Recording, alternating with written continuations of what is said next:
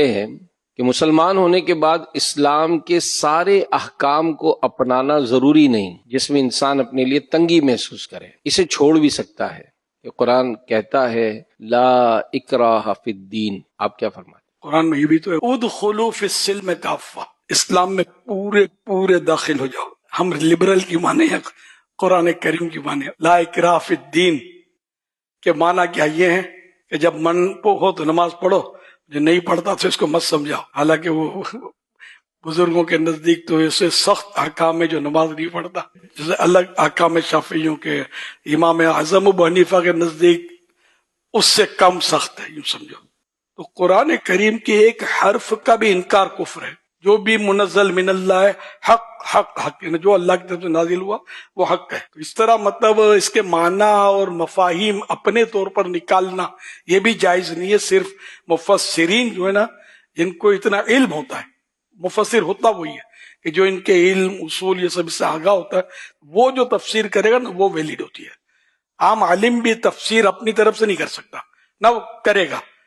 شرح حدیث پاک کے عام عالم بھی نہیں کر سکتا، شرح بھی اس کے بھی شرائط ہیں، جو محدثین ہوتے ہیں وہ شرح کرتے ہیں۔ تو اب جب عالم بھی نہیں کر سکتا تفسیر اور شرح، تو اب یہ کہ یہ عام آدمی کیسے کر سکتا ہے؟ تو اس طرح کی باتیں جو کرتے ہیں ان کو توبہ کرنی چاہیے، اور ایسوں کو سننا نہیں چاہیے۔ آپ سنیں گے تو پھر چکر میں آ جائیں گے، خدا نہ خواستہ پھر اپنا کہیں ایمان کو کچھ ہو نہ جائے۔ بالکل نہیں سنے، میں نے پہلے بھی تاکید کی تھی، صرف سننا رضا چھاپ سنی عالم کو، اس کو سننا ہے، نہیں تو ادھر ادھر ہو جائیں گے، آپ مشکل میں پڑ جائیں گے۔ صدر الشریعہ حضرت علامہ مولانا محمد امجد علی اعظمی رحمت اللہ علیہ فرماتے ہیں بہت سے خواہش کے بندے ایسے بھی ہوتے ہیں کہ جس میں اپنا فائدہ دیکھتے ہیں اسے اختیار کر لیتے ہیں، یہ سمجھ کر نہیں کہ یہی حق ہے، بلکہ یہ خیال کر کے کہ اس میں اپنا مطلب حاصل ہوتا ہے۔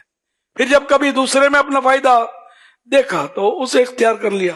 اور یہ ناجائز ہے کہ اتباع شریعت نہیں بلکہ اتباع نفس ہے۔ یعنی جس کو تھالی کا بینگن ایک محاورہ ہے کہ جدھر فائدہ دے گا ادھر لڑک گئے، ادھر فائدہ تو ادھر لڑ کے، ادھر فائدہ آیا تو ادھر لڑ کے، پھر اصلی جگہ پر فائدہ آیا واپس لڑک کے آگے۔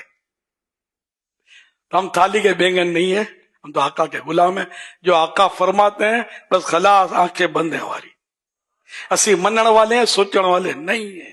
آیت کریمہ بھی جو بیان کی ہے لا اکراہ فی الدین، اس کو سمجھنا واضح طور پہ غلطی ہے کہ مفسرین نے اس مقام تے لکھا ہے کہ اس کا اگلا حصہ ہے کہ قد تبین الرشد من الغی، یہ ہے اسلام قبول کرنے کے حوالے سے، یعنی ہم کسی کو اس پر مجبور نہیں کریں گے کہ وہ اسلام کو زبردستی قبول کرے، اسے دعوت دین دیں گے، نہ یہ کہ جو مسلمان ہو گیا وہ احکام اسلام سے اس کی مرضی ہے کہ جو چاہے لے لے جو چاہے نہ لے۔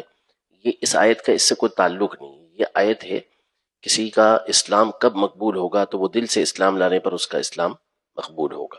مار مار کے کسی کو مسلمان نہیں کرنا ہے کافر، جی، جب تک دل میں اسلام آئے گا نہیں تو مارنے سے وہ اگر ہاں بول بھی دے گا تو مسلمان تھوڑی ہوگا، ہے نا۔ اقرار باللسان و تصدیق بالقلب، دونوں شرط ہیں، زبان سے اقرار کرے، دل سے تصدیق کرے، تسلیم کرے، درست مانے۔